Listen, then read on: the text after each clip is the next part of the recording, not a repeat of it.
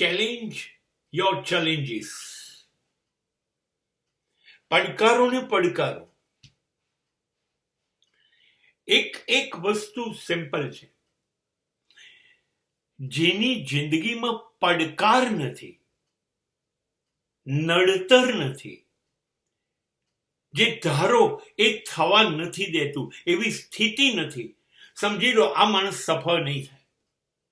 એક બહુ સુંદર વાક્ય હતું કે જેની જીવનમાં યુદ્ધ નથી, લડાઈ નથી, એ જે મહાયુદ્ધ થયા હોય ને, પણ દરેક વસ્તુ તમને ના પાડે, નહીં કરવા દઉં અને તમે કરીશ એમ કરીને લડો.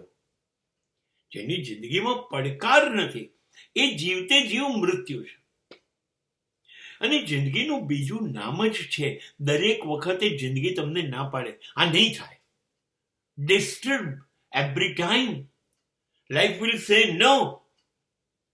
Life will say it is out of your capacity. જિંદગી તમને એવું કહેશે, નહીં, આ નહીં થાય, તારું કામ નહીં, આમાં તું સફળ નહીં થાય. જિંદગી દરેક મિનિટે આવું કહેશે. ચેલેન્જીસ આવશે જ, પડકાર.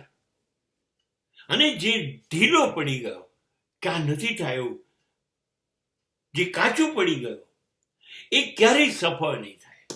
સફળ તો એ થશે જે એને કહી દે તારાથી જે થાય કર, તારી કોઈ તાકાત નથી, મારી પાસે એટલી બધી તાકાત છે કે તારી કોઈ તાકાત ચાલે એવી નથી, હું તને હરાઈને રહીશ, હું તને ચેલેન્જ આપું, ચેલેન્જ આપું, and you will be on top. પડકારોથી બીવું નથી ને, એને પડકારવા છે. ચારણ કન્યા નામની એક કાવ્ય હતું જે મેઘાણીજીએ લખ્યું હતું કે એક સિંહ આવીને વાડામાંથી બકરું લઈ જાય છે, નાનું બચ્ચું, અને અંદર બૂમ પડે છે, સિંહ આવ્યો, અને નાનકડી 14 વર્ષની દીકરી લાકડી લઈને દોડે છે, ઉભો રે કૂતરા, ઉભો રે તું, અને જઈને લાકડી એની પાછળ દોડીને પડે છે ને એના મોંમાંથી બચ્ચું છોડાઈને બકરીનું લઈ આવે છે ને સિંહ ભાગે છે. એક 14 વર્ષની છોકરી સિંહને ભગાડે છે. આ છે પડકારની સામે પડકાર. મુશ્કેલીની શું તાકાત છે યાર? એની એટલી બધી તાકાત છે, તમારા કરતા વધારે.